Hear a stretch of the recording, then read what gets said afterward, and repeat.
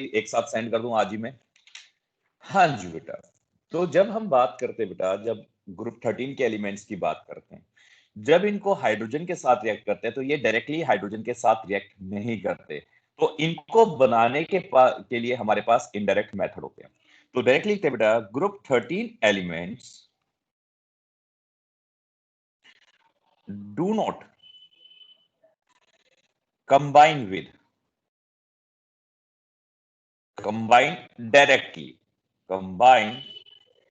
directly with hydrogen to form hydrates, but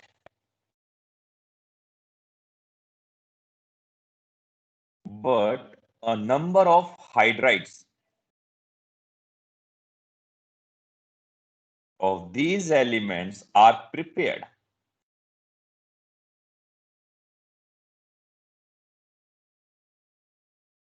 ठीक बेटा, पर हम क्या करते हैं, इनके प्रिपेयर करते हैं, are prepared by indirect method. तो इनको बनाने के लिए बेटा डायरेक्टली हाइड्रोजन के साथ नहीं रिएक्ट करते, तो इनडायरेक्टली हम क्या करते हैं, इनको इनडायरेक्ट मेथड से फॉर्मेशन करते हैं, इनडायरेक्टली बाय इनडायरेक्टली या इनडायरेक्ट मेथड्स कहते हैं बेटा, इनडायरेक्ट मेथड्स कह दीजिए।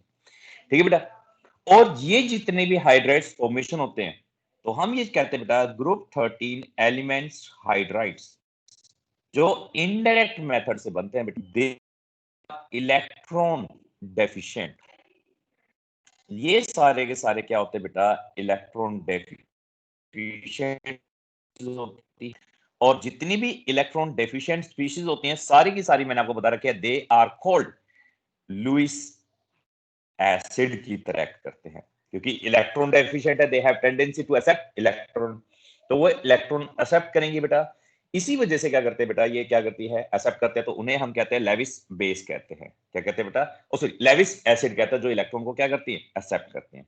As they are electron, as they are electron deficient species, so they have tendency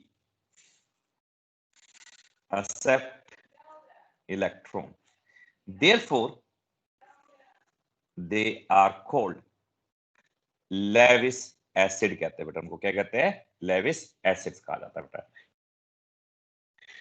दूसरी बात, अब देखो बेटा, ये इलेक्ट्रॉन डेफिशिएंट है। देखिए जैसे फॉर एग्जांपल हमारे पास बनता है BH3, जब इनडायरेक्ट मेथड से बनाते हैं तो BH3 बनता है, हमारे पास NH3 बनता है।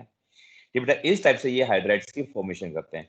और देखिए बेटा, जब हम नाइट्रोजन की बात करते हैं, इस N2 को जब H2 के साथ रिएक्ट करते हैं तो डायरेक्टली नहीं करता, बट इसको डायरेक्टली रिएक्ट कराने के लिए हमें बहुत ज्यादा हाई टेम्परेचर, इसमें हम Fe कैटलिस्ट डालते हैं, क्योंकि रिवर्स ये क्या होती है बेटा, यदि ना डाले तो ये रिवर्सिबल प्रोसेस होते हैं। तो इसको फॉरवर्ड डायरेक्शन में मूव कराने के लिए, क्योंकि ये दोनों के दोनों बहुत ज्यादा स्टेबल होते हैं अपने नेटिव स्टेट में, क्योंकि ये दो करते थे फॉर्मेशन करते हैं अमोनिया की, तो ये as compare to ammonia they N2 and H2 are more stable. तो इस रिएक्शन को फॉरवर्ड कराने के लिए हमें इसमें आयरन कैटलिस्ट डालना पड़ता है।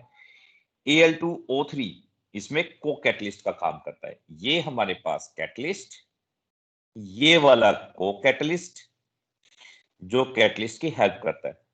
700 केल्विन टेम्परेचर और 100 से लेके बेटा 200 ATM प्रेशर, तब जाके आपका अमोनिया बनता है, इतनी हाई कंडीशंस प्रोवाइड करके बेटा।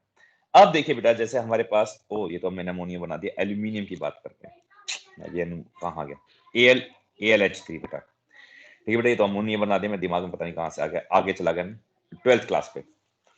हाँ जी बेटा, कोई बात नहीं, AlH3 की बात करते हैं, क्योंकि इसमें बोरोन एल्यूमिनियम की बात करते हैं, तो इसको भी बेटा, एल्यूमिनियम को भी हम डायरेक्टली नहीं बना सकते, क्योंकि एल्यूमिनियम का स्मॉल साइज होता है, तो उसकी जो आयनाइजेशन एंथैल्पी होती है वो बहुत ज्यादा हाई होती है, और दूसरा एयर के साथ आने पे ये क्या करता है, एल्यूमिनियम ऑक्साइड बना लेता है, और इसी वजह से ऑक्साइड बनाने की वजह से ये प्रोटेक्टिव लेयर का काम करते हैं। तो हाइड्रोजन के साथ जब इसको रिएक्ट करते हैं तो ये क्वाइट डिफिकल्ट रिएक्शन होते हैं, तो डायरेक्टली रिएक्ट नहीं करते, तो इसीलिए क्या करते हैं बेटा, हम इनडायरेक्ट मेथड का यूज करते हैं इनको बनाने के लिए।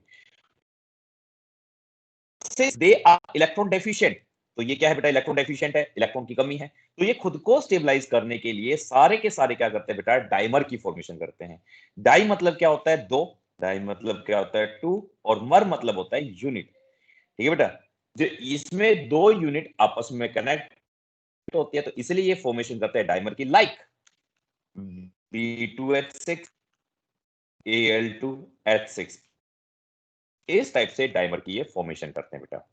और इनको कहा जाता है बेटा डाइबोरेन, B2H6 को। ठीक है बेटा, और बोरेन क्या करता है, और डिफरेंट टाइप्स के भी की फॉर्मेशन करता है, बट हमारे सिलेबस में B2H6 है, इसलिए हम इसकी बात करते हैं। और एक और क्या क्या बनाता है बेटा, देखो बोरेन की जब हम बात करते हैं, बोरोन की बात करते हैं, तो दो टाइप्स के बनाता है बेटा। एक बनाता है BnHn4+, और दूसरा बनाता है BnHn+6। ये दो टाइप्स हाइड्रेट्स। ठीक है बेटा, इफ यहाँ पे N6 जब हम बात करते हैं बेटा, जब हमारे पास क्या होता है, डाइबोरन की बात करते हैं, तो यहाँ पे टू पुट कर दें, तो क्या बन जाएगा ये B2H6। ठीक है बेटा, यहाँ 3 पुट कर दे तो B3H7। तो ये हमारे पास कहलाता है डाइबोरेन, ये हमारे पास कहलाता है ट्राइबोरेन, और ऐसे 4 पुट करते तो बेटा ये कहलाता है टेट्राबोरेन, B4H8, इस टाइप से। These are not in our syllabus. और दूसरी बात करते हैं N+6 की, तो इस टाइप का जो बोरेन बनाता है बेटा, तो इसमें हमारे पास जब 4 पुट करते हैं, 4 से शुरू होता है ये, तो B4, तो ये हमारे पास कहलाता है टेट्रा, ये वाला भी टेट्राबोरेन होता है बेटा। और इन सिंपल सा मैंने अभी कहा B2H6 हमारे सिलेबस में, Al2H6, तो ये खुद को स्टेबलाइज करने के लिए, क्योंकि ये क्या होते हैं, मॉलिक्यूल्स अनस्टेबल होते हैं बेटा, तो खुद को स्टेबलाइज करने के लिए, in order to get the stability, in order to get stability, they forms dimer. ये क्या फॉर्मेशन करते हैं बेटा, डाइमर की फॉर्मेशन करते हैं। इसी फॉर्म में वो क्या करते हैं, फिर एग्जिस्ट करते हैं बेटा। ठीक है, तो ये हमारे पास है इसकी प्रिपरेशन, यानी ये किसकी बेटा, रिएक्शन विद डाई हाइड्रोजन। ठीक है बेटा, अब इसके बाद हम बात करते हैं इसकी प्रिपरेशन कैसे कैसे करते हैं। तो बी हमारे सिलेबस में जब हम बात करते हैं बेटा, ये हो गया B2H6, तो डायरेक्टली नहीं बना सकते, तो इनडायरेक्ट मेथड होता है इनको बनाने के लिए।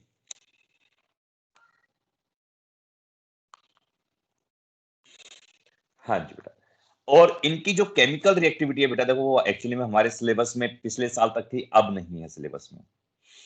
ठीक है बेटा, अब इसके बाद हम बात करते हैं रिएक्टिविटी वर्ड्स।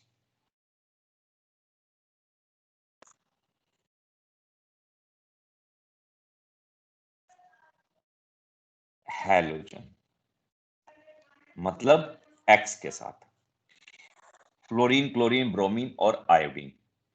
देखिए बेटा, जब हम बात करते हैं ग्रुप 13 के सारे मेंबर्स किसके साथ रिएक्ट करते हैं, हैलोजेंस के साथ रिएक्ट करते हैं।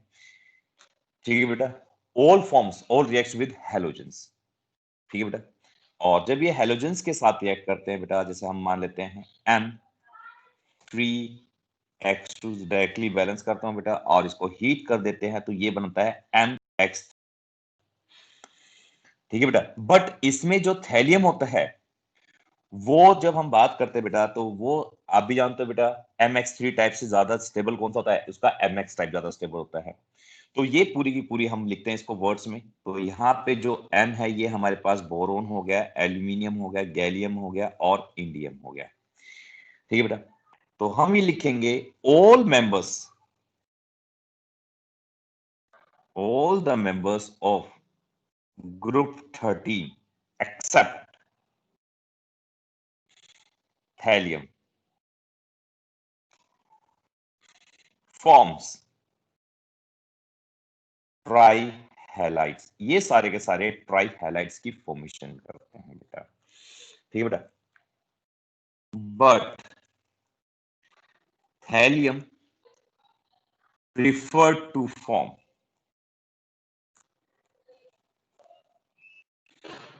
mono हैलाइड्स, ELX टाइप,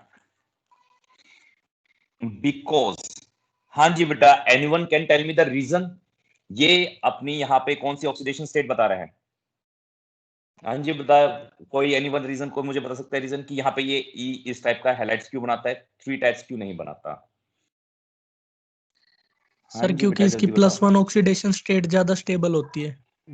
बिल्कुल सही, because +1 oxidation state of thallium is more stable than +3 due to inert pair effect. Due to inert pair effect. बस इतना सा बेटा, समझ में आया बेटा? तो इस टाइप से ये हमारे पास क्या बनता है, ट्राई हैलाइड्स के फॉर्मेशन करता है थैलियम को छोड़ के। और जितने भी ये हमारे पास होते हैं बेटा, जब बोरोन की बात करते हैं, हाँ जी बेटा, तो ये जो बोरोन के हैलाइड्स होते हैं, सबसे पहले बोरोन लेते हैं, शॉर्ट में बताऊंगा, ज्यादा नहीं बताएंगे, बस हमारे सिलेबस में तो यहीं तक है बेटा। देखो बट एक थोड़ा सा एक्सेस में बता देता हूँ, जो बोरोन के हैलाइड्स होते हैं बेटा, ये सारे के सारे कोवेलेंट इन नेचर होते हैं, ये चीज याद रखना, ठीक है बेटा? Covalent in nature. कोवेलेंट क्यों होते हैं बेटा? क्योंकि जब हम बात करते हैं, क्योंकि बोरोन एंड जो भी हेलोजन इसके साथ एक्स कनेक्ट है, बोरोन का जो साइज होता है बेटा स्मॉल साइज होता है, और इसकी जो आयनाइजेशन एंथैल्पी होगी हाई होगी बेटा लो होगी, जल्दी बताइए? आयनाइजेशन एंथैल्पी स्मॉल साइज की वजह से। Sir high. बिल्कुल सही, हाई होती है बेटा, बिल्कुल सही। जब हाई होती है बेटा, आप भी जानते हो बेटा, तो इसे अपने 3 इलेक्ट्रॉन लूज नहीं कर सकता, इसी वजह से ये क्या करता है, मोस्टली कोवेलेंट नेचर शो करता है बेटा। तो with small size it can't participate, इसके जो वैलेंस इलेक्ट्रॉन है तो वो सिर्फ शेयरिंग में चले जाते हैं बेटा, वो पार्टिसिपेट नहीं करते ट्रांसफर ऑफ इलेक्ट्रॉन्स के अंदर। इसी वजह से इनके जितने भी हैलाइड्स होते हैं सारे के सारे कोवेलेंट इन नेचर होते हैं, सिर्फ रीजन ये लिख देना बेटा, small size and high ionization enthalpy की वजह से वो कोवेलेंट इन नेचर होते हैं। और ये जितने भी इसके होते हैं बेटा, बोरोन के हैलाइड्स होते हैं या एल्यूमिनियम हैलाइड्स होते हैं, aluminium halides, for example AlCl3, ये सारे के सारे लुईस एसिड की तरह बिहेव करते हैं। ये लुईस एसिड की तरह क्यों बिहेव करते हैं? क्योंकि ये सारे के सारे क्या होते हैं बेटा, लेविस एसिड की तरह, ये लुईस एसिड या लेविस एसिड कहते हैं बेटा इनको, क्योंकि ये सारे के सारे क्या होते हैं, हमारे पास इलेक्ट्रॉन डेफिशिएंट स्पीशीज होती है। कैसे होती है बेटा? Electron deficient species. अगेन बेटा, जब इलेक्ट्रॉन डेफिशिएंट स्पीशीज है तो ये खुद को स्टेबलाइज करने के लिए डायमर फॉर्मेशन करता है, एल्यूमिनियम भी। इसलिए एल्यूमिनियम खुद को स्टेबल करने के लिए क्या बनाता है बेटा, Al2Cl6, और इसका जो स्ट्रक्चर होता है वो इस टाइप से होता है, Al 2 एल्यूमिनियम और 3 क्लोरीन इस टाइप से कनेक्ट होते हैं, 1 क्लोरीन 2 क्लोरीन और ये तीसरा क्लोरीन, 1 क्लोरीन 2 क्लोरीन और ये तीसरा क्लोरीन, ठीक है बेटा? अब क्लोरीन के ऊपर जो lone pair of electron present होते हैं वो क्या करता है, इस टाइप से इसको डेटिव बॉन्ड बना लेता है इस टाइप से, और ये वाला भी क्लोरीन, तो इस टाइप से ये क्या करता है, डायमर फॉर्म में एग्जिस्ट करता है बेटा। और ये Al2O6 ये वाटर के अंदर सोल्यूबल होता है बेटा, AlCl6 ये क्या होता है, वाटर के अंदर सोल्यूबल होता है, और जब इसको वाटर के साथ रिएक्ट करता है बेटा तो ये फॉर्मेशन करता है AlH2O होल 6 3 पॉजिटिव चार्ज और क्लोरीन रिलीज कर देता है बेटा। तो ये हमारे पास इसकी रिएक्टिविटी है। और एक और चीज बताता हूं बेटा, एक्सेस में बता रहा हूं मैं आप लोगों को, जो बोरेन होता है, जब हम बोरोन की बात करते हैं, बोरोन हैलाइड्स की बात करते हैं, BX, ये खुद को स्टेबलाइज करने के लिए, क्योंकि ये भी अनस्टेबल है, तो ये डायमर फॉर्मेशन नहीं करते, क्योंकि बोरोन का साइज क्या होता है, छोटा होता है, और ये इतने 1 2 3 4 बड़े बड़े हेलोजन्स को अपने साथ होल्ड नहीं कर सकता। इसलिए बोरोन, जब हम बात करते हैं boron chloride do not form dimer, do not form dimer due to its small size, अपने छोटे साइज की वजह से। इसलिए बेटा ये क्या करता है, खुद को स्टेबलाइज करने के लिए बी बी बोरोन, जब हम बात करते हैं बेटा एक्स एक्स एक्स और एक्स, ये इस फॉर्म में एग्जिस्ट करता है बेटा, ठीक है बेटा। तो ये हमारे पास मोनोफॉर्म एग्जिस्ट करता है, बोरोन खुद के लिए क्या बनाता है, मोनोफॉर्म या मोनोमर बना लेता है खुद का एग्जिस्ट करने के लिए। ये कॉम्पिटिशन में आते हैं बेटा, बस इतना सा याद रखना, क्योंकि स्मॉल साइज होता है इसलिए डायमर की फॉर्मेशन नहीं हो पाती। तो इसीलिए क्या करता है बेटा, ये क्या करता है, दो बोरोन अटैच हो जाता है आपस में और फोर्थ क्लोरीन के साथ क्या करता है, अटैचमेंट करके इस टाइप से कॉम्प्लेक्स की फॉर्मेशन कर लेता है। ठीक है बेटा, इससे ज्यादा आपके सिलेबस में नहीं है, बस इतना ही है, और ये भी एक्सेस में बता दिया मैंने आप लोगों को। हाँ जी बेटा। तो इसके बाद हमारे पास आती थी बेटा केमिकल प्रॉपर्टीज, जब हम बात करते हैं some important compounds of boron, वो हमारे सिलेबस में नहीं रहा, सम इंपॉर्टेंट कंपाउंड्स। अब इसके बाद हमारे पास डायरेक्टली आता है ग्रुप 14 के एलिमेंट्स, ग्रुप 14। ठीक है बेटा, जब हम बात करते हैं ग्रुप 14 के एलिमेंट्स की, ग्रुप 14 एलिमेंट्स, हाँ जी बेटा, ग्रुप 14 के अंदर हमारे पास कौन कौन से मेंबर्स होते हैं बेटा, आप भी जानते हो, इनको हम कहते हैं carbon family.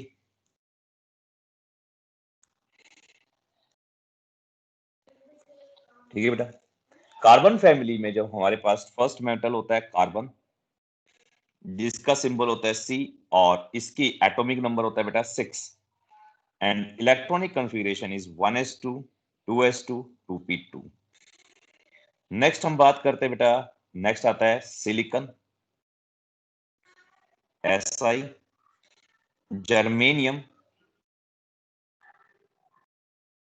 Ge, tin Sn, और लास्ट इसके अंदर होता है बेटा लेड Pb।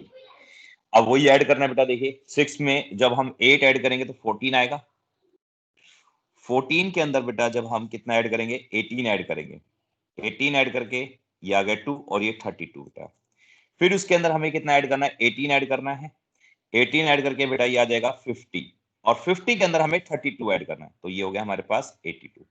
इस टाइप से बेटा देखो इलेक्ट्रॉनिक कॉन्फ़िगरेशन और एटॉमिक नंबर आप लिख सकते हो, यदि आपको फर्स्ट मेंबर का पता है तो इनके शॉर्ट में लिख देते हैं बेटा। यहां पे आ जाएगा neon 3s2 3p2, argon 3d, जब हम बात करते हैं 4s2 3d10 4p2 बेटा। नेक्स्ट ऐसे बेटा क्रिप्टन 5s2 4d10 5p2। ठीक है बेटा, और लास्ट हम जब बात करते हैं तो ये होता है हमारे पास जीनोन, जीनोन होता है बेटा 6s2 4f14 5d10 6p2। तो ये हमारे पास इनकी इलेक्ट्रॉनिक कॉन्फ़िगरेशन है। अब इनकी जनरल प्रॉपर्टीज की बात करते हैं तो जनरल प्रॉपर्टीज में सबसे पहले इनकी जनरल इलेक्ट्रॉनिक कॉन्फ़िगरेशन होते हैं बेटा। तो जनरल इलेक्ट्रॉनिक कॉन्फ़िगरेशन ऑफ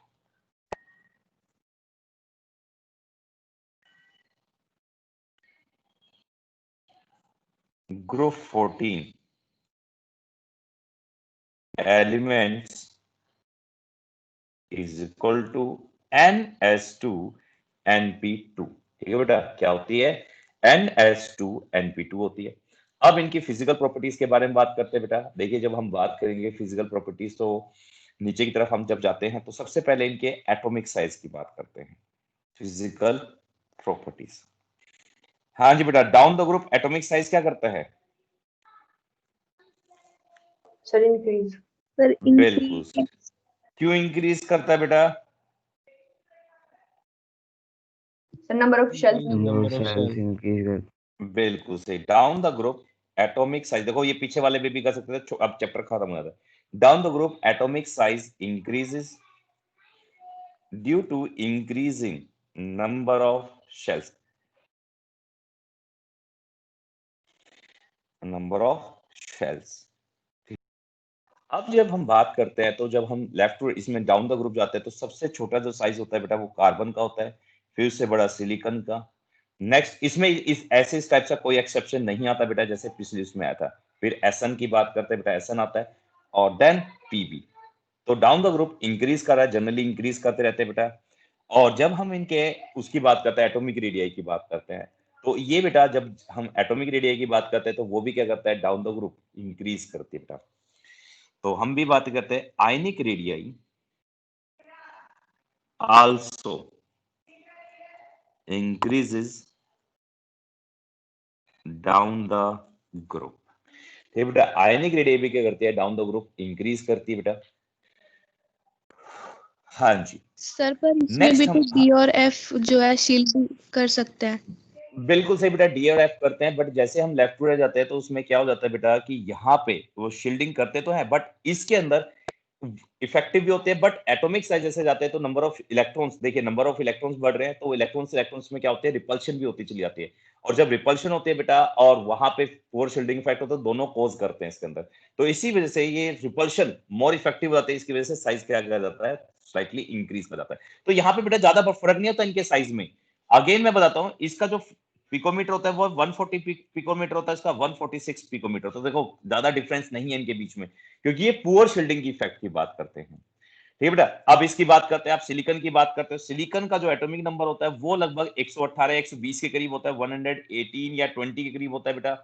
20 मेरे को एग्जैक्टली याद नहीं है, 118 या 120 होता है, और इसका 122 होता है। देखो नंबर ऑफ शेल्स कितने ज्यादा इंक्रीज कर गए, तो एटॉमिक साइज भी इंक्रीज करना चाहिए, इंक्रीज करता है।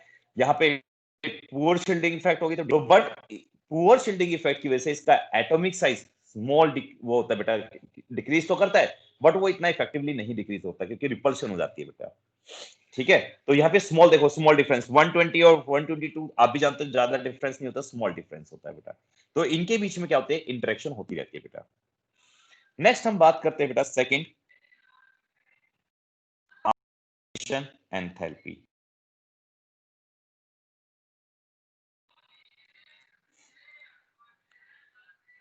हाँ जी बेटा, जब हम आयनाइजेशन एंथैल्पी की बात करते हैं बेटा,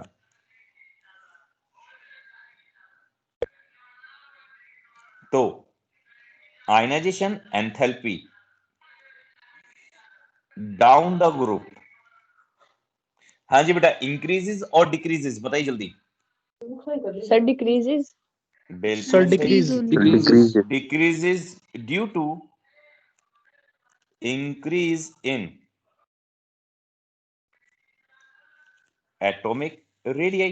यही रीजन है बेटा, क्योंकि जब इलेक्ट्रॉन निकालते हैं तो आयनाइजेशन एंथैल्पी करनी चाहिए बेटा, बट जब हम बात करते हैं तो इनके अंदर स्मॉल वेरिएशंस होता है बेटा। सबसे ज्यादा आयनाइजेशन एंथैल्पी कार्बन की होती है बेटा, क्योंकि स्मॉल साइज हो गया।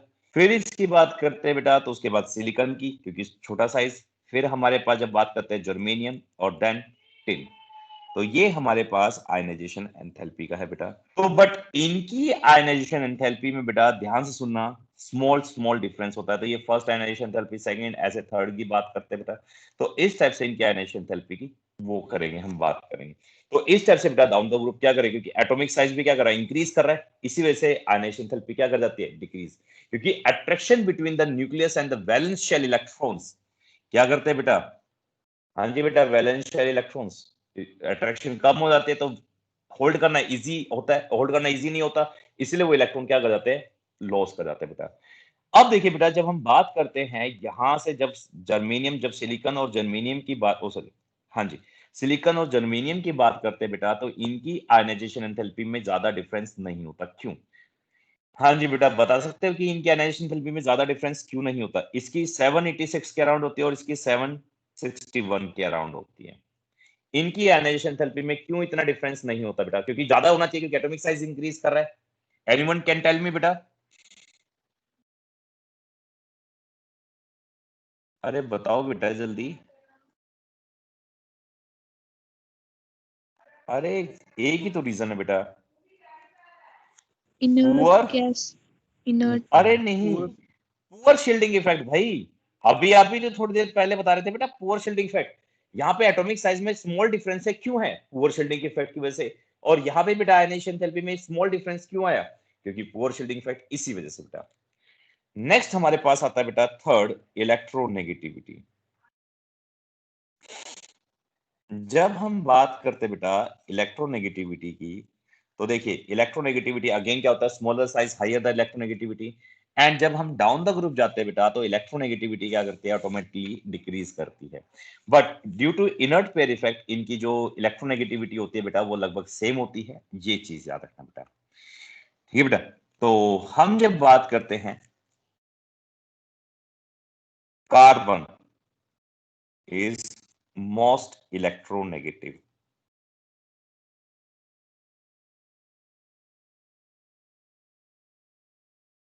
In group 13, while sir group other 14 oh sorry beta, group 14, thank you beta, while other elements have similar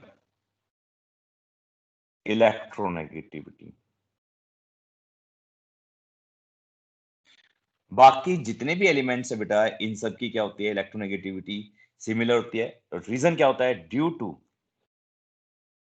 the inert pair और shielding effect caused by d and f orbitals electrons. इसी वजह से बेटा इनकी electronegativity लगभग same रहती है बेटा.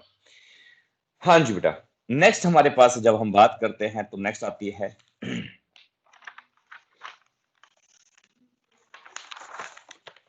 आयनाइजेशन थेरेपी, इलेक्ट्रोनेगेटिविटी और मेटेलिक कैरेक्टर. हाँ जी बेटा, आप भी जानते हो metallic character down the group increase करता है, क्योंकि टेंडेंसी टू एक्सेप्ट इलेक्ट्रॉन नीचे की तरफ क्या होती है, एक्सेप्ट करने ज्यादा वो लूज करने की टेंडेंसी रखता है. इसलिए इलेक्ट्रोनेगेटिविटी डाउन द ग्रुप क्या करेगी, हमेशा वो इलेक्ट्रोनेगेटिविटी हमेशा इंक्रीज करती है बेटा. अब हम बात करते हैं बेटा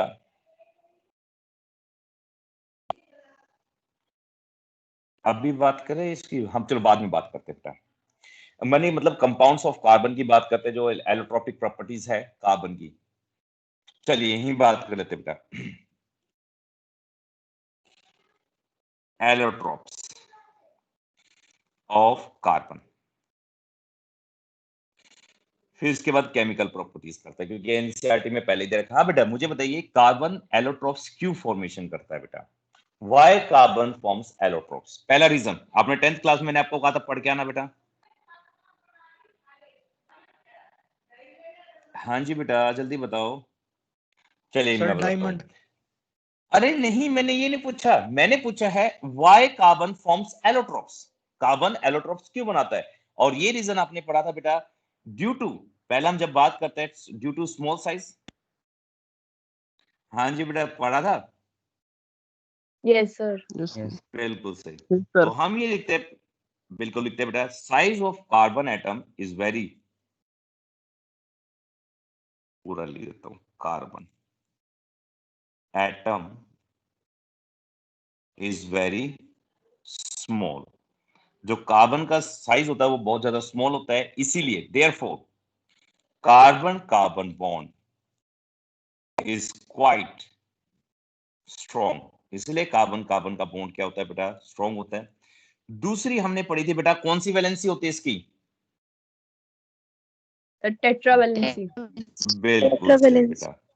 ये बेटा क्या करता है, ड्यू टू टेट्रावैलेंसी, ये क्या करता है, अपने साथ भी और दूसरे एलिमेंट्स के साथ भी क्या करता है, फॉर्मेशन करता है बॉन्ड्स की. इसी वजह से क्या करता है बेटा, ये कई सारे कंपाउंड्स की फॉर्मेशन करता है.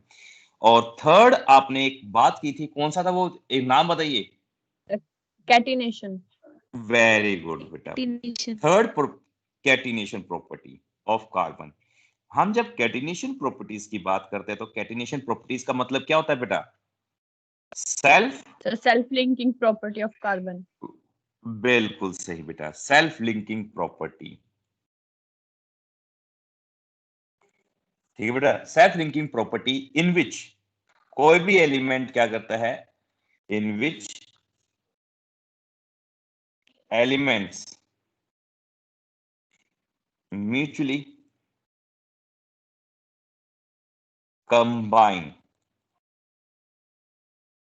with their atoms and forms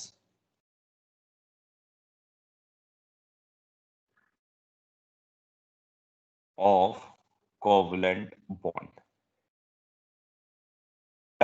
ये हमारे पास 3 प्रॉपर्टीज होती है कार्बन की, इसी वजह से ये क्या करता है बेटा, सबसे ज्यादा एलोट्रोपिक फॉर्म्स शो करता है। तो ग्रुप 14 की बात करते हैं तो सबसे ज्यादा एलोट्रोपिक प्रॉपर्टीज कौन शो करता है बेटा? जब हम कैटिनेशन प्रॉपर्टीज की बात करते हैं तो कैटिनेशन प्रॉपर्टीज सबसे ज्यादा शो करता है कार्बन, और उसके पीछे का रीजन है ये तीनों चीज। स्मॉल साइज सबसे ज्यादा इंपॉर्टेंट है बेटा, और ये कार्बन कार्बन का जो सिंगल बॉन्ड होता है वो सबसे ज्यादा स्टेबल होता है, इसीलिए सबसे ज्यादा होती है सिलिकॉन की, फिर सॉरी कार्बन की, फिर सिलिकॉन और फिर जर्मेनियम। इसी वजह से बेटा कार्बन सबसे ज्यादा क्या करता है, एलोट्रोप्स फॉर्मेशन करता है बेटा।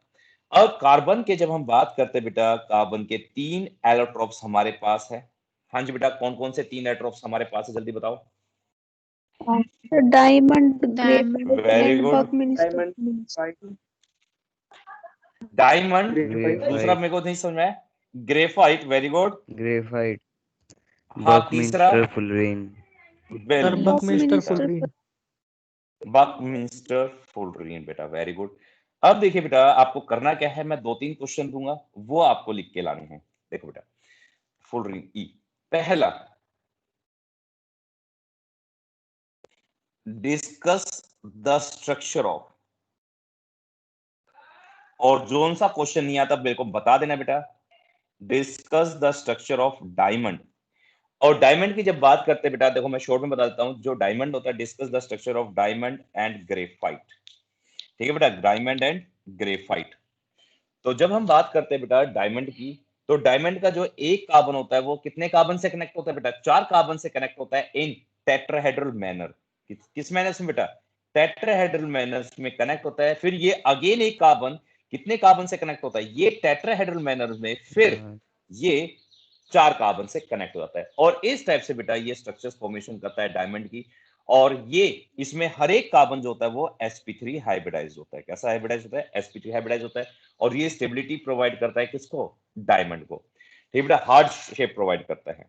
और जबकि जब हम बात करते हैं, ये पूरा एक्सप्लेन करना है आप लोगों को, 10th क्लास में पढ़ा था, नहीं समझ में आएगा फिर मेरे से दोबारा पूछेंगे। शॉर्ट में मैंने आपको बता दिया बेटा, ऐसे लिखना, शॉर्ट में लिखना है आपको 4 to 5 लाइंस एक्सप्लेन करनी, ज्यादा नहीं, 4 to 5 लाइंस। ऐसे जब हम बात करते हैं बेटा ग्रेफाइट की, ग्रेफाइट में एक कार्बन कितने कार्बन से कनेक्ट होता है बेटा? Sir, 3. वेरी गुड, 3 इन हेक्सागोनल लेयर स्ट्रक्चर फॉर्म में। देखिए बेटा, मैं आपके लिए बना रहा हूं, ये देखिए, इसमें एक कार्बन, देखिए बेटा, जो हमारे पास एक कार्बन होता है वो सिर्फ कनेक्ट होता है, देख रहे हो, इस कार्बन को देखिए, ये कार्बन क्या हो गया बेटा, 3 कार्बन से ही कनेक्ट है, और इसका जो 4th इलेक्ट्रॉन है वो फ्री हो गया। तो ये हेक्सागोनल लेयर स्ट्रक्चर में होता है बेटा, हेक्सागोनल लेयर स्ट्रक्चर।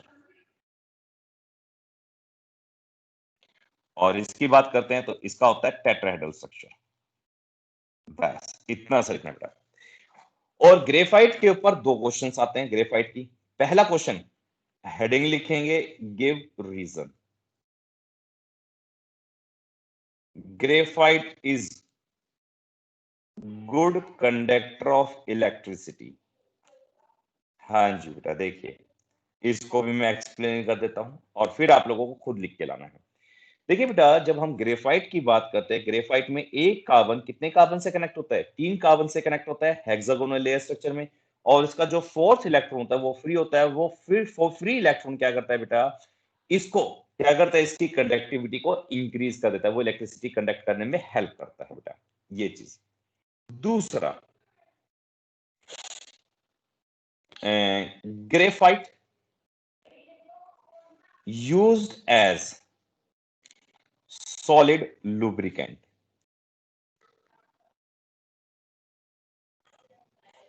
देखिए बेटा, सॉलिड लुब्रिकेंट की तरह क्यों यूज करता है? क्योंकि ये हेक्सागोनल लेयर स्ट्रक्चर्स में होता है। एक लेयर दूसरी लेयर से क्या होती है बेटा, वैन डर वाल्स फोर्स से अटैच होती है, और ये लेयर्स क्या करते हैं, एक दूसरे पे स्लाइड्स करते हैं इस टाइप से।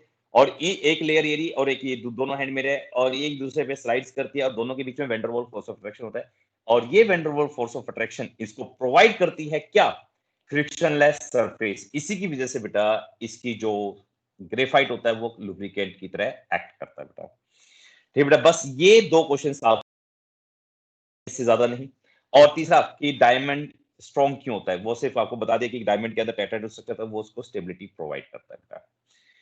तो ये हमारे पास हो गया allotropes of carbon.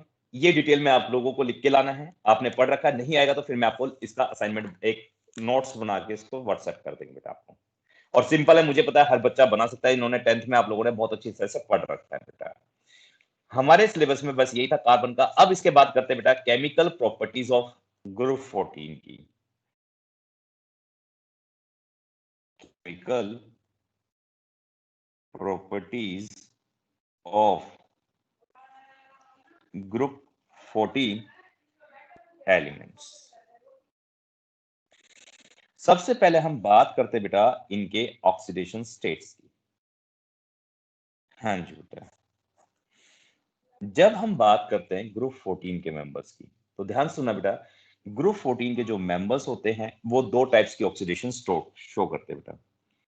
Group 14 elements shows एक तो +4 oxidation state and +2 oxidation state. और मुझे बताइए बेटा, इन दोनों में से डाउन द ग्रुप कौन सी ज्यादा स्टेबल होती है?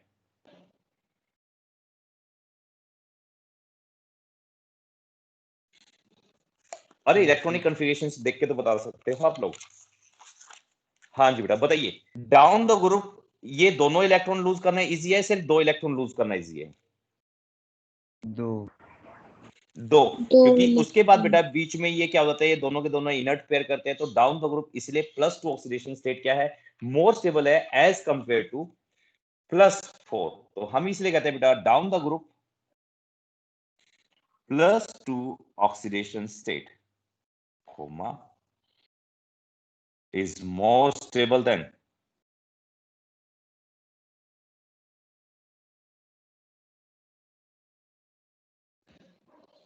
+4। इसका रीजन जानते हैं बेटा, due to inert pair effect.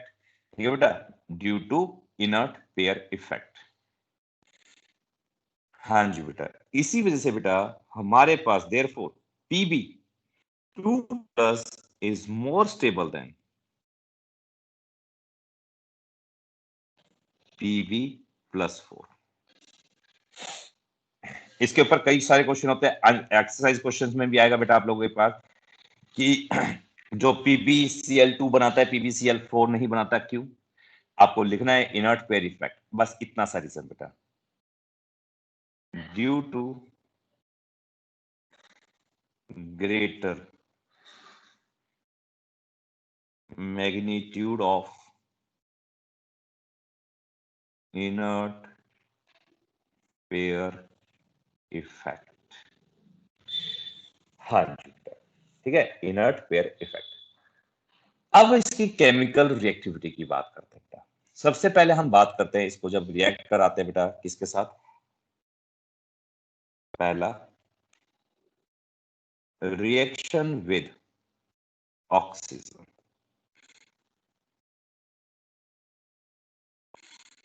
हाँ जी बेटा, ग्रुप 14 को हम रिएक्ट करते हैं, तो हम जब बात करते हैं group 14 elements forms 2 types of oxides.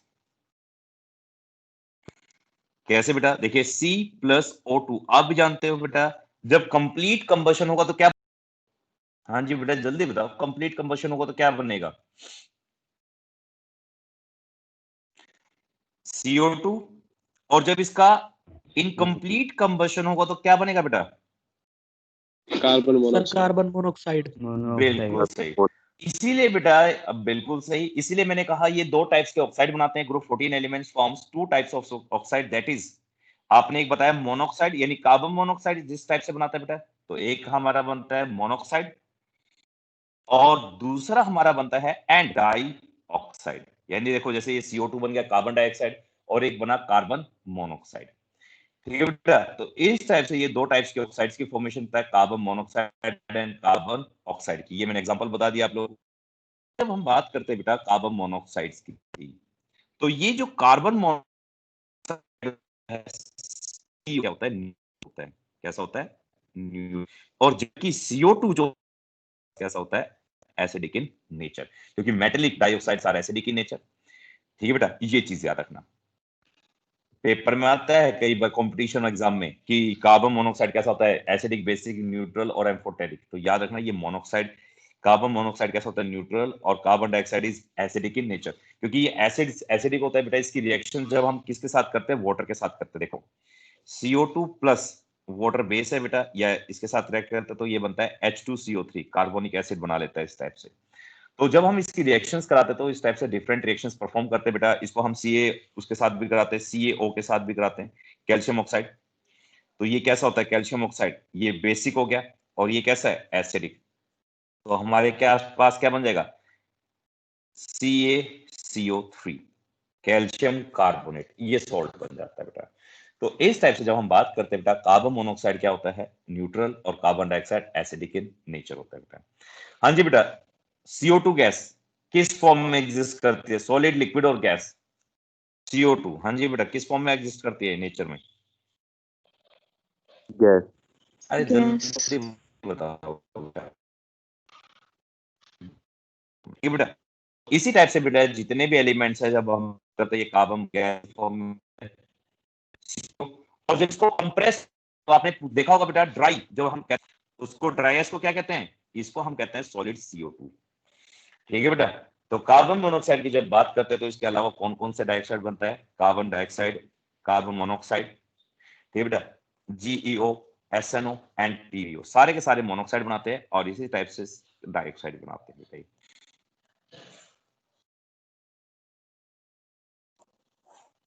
ये दोनों टाइप्स के ऑक्साइड्स बनाते हैं। अब इसके बाद बात करते हैं बेटा इनकी हैलाइड्स के साथ रिएक्शन, यानी हैलोजेंस के साथ। ठीक है बेटा, जब इनको हम हैलोजेंस के साथ रिएक्ट कराते हैं,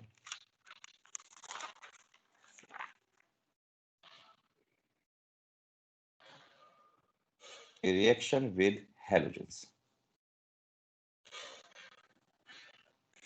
हाँ जी बेटा, रिएक्शन विद हैलोजेंस। देखिए बेटा जब हम इनको हैलोजेंस के साथ, अगेन ये क्या करते हैं बेटा, ये दो टाइप्स के हैलाइड्स की फॉर्मेशन करते हैं। और मोस्टली जब हमने अभी अभी मैंने कहा कि जैसे डाउन द ग्रुप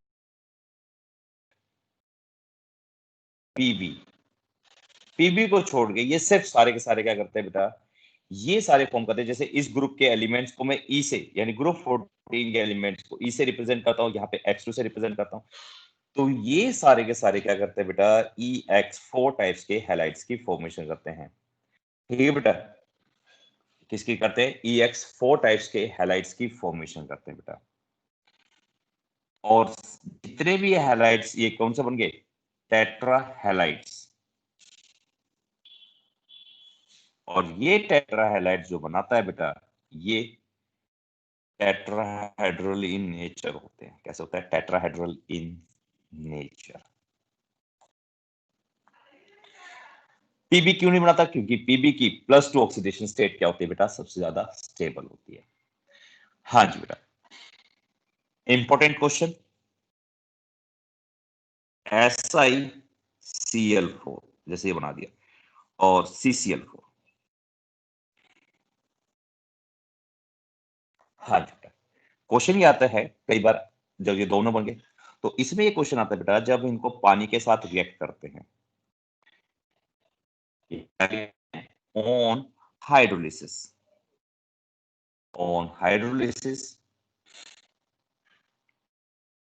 CCl4 जो होता है बेटा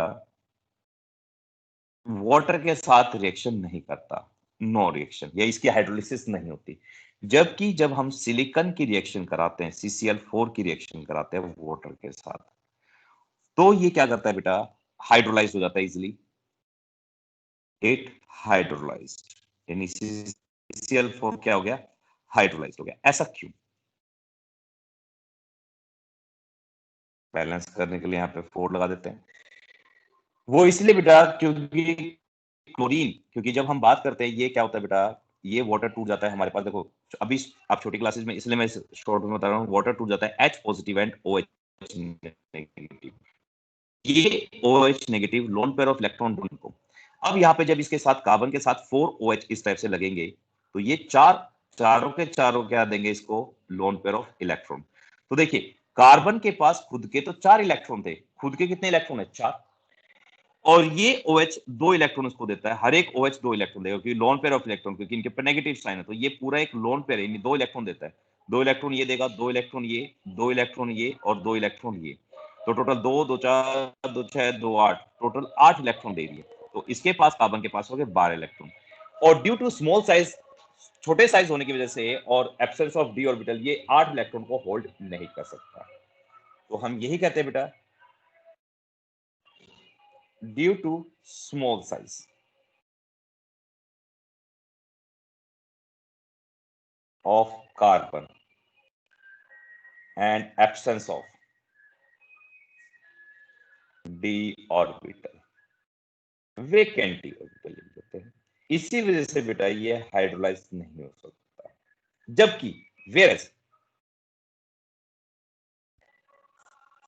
जबकि हम बात करते हैं सिलिकॉन की,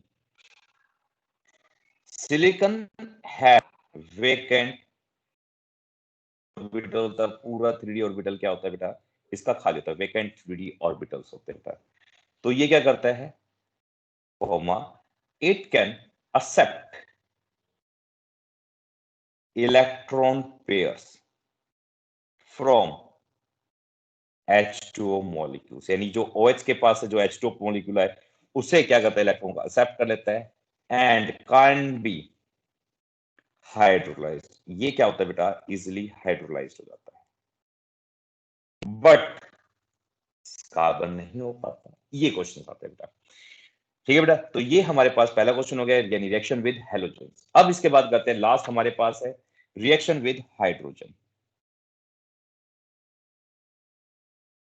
और आप भी जानते बेटा, जब इसको हम ग्रुप 14 को जब हाइड्रोजन के साथ रिएक्ट करते हैं, तो ये किस टाइप के हाइड्राइड्स की फॉर्मेशन करता है बेटा, ये आपके पास इलेक्ट्रॉन प्रिसाइज हाइड्राइड्स बनाता है बेटा। All the members of group 14 elements combine directly or indirectly with hydrogen to form electron precise hydrides, which are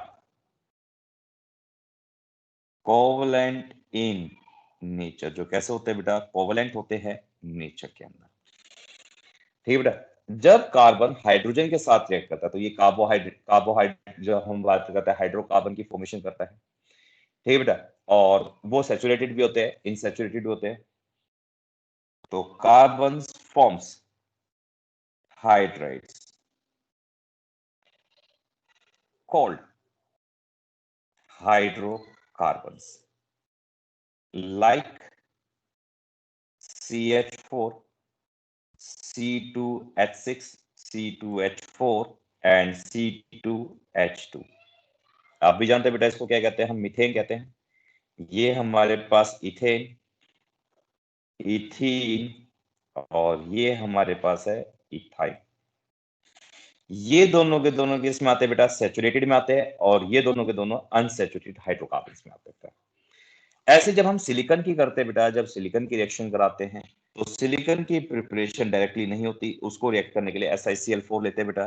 और जब इसकी रिडक्शन करते हैं SiH4 Li+, और बेटा इनको कहा जाता है सिलिकेन्स, सिलियंस या सिलियंस कह देते हैं बेटा, ठीक है बेटा। तो इन टाइप से बेटा ये हमारे पास इसके चैप्टर खत्म हुआ भाई, इतना सा, इससे ज्यादा नहीं है, ठीक है बेटा।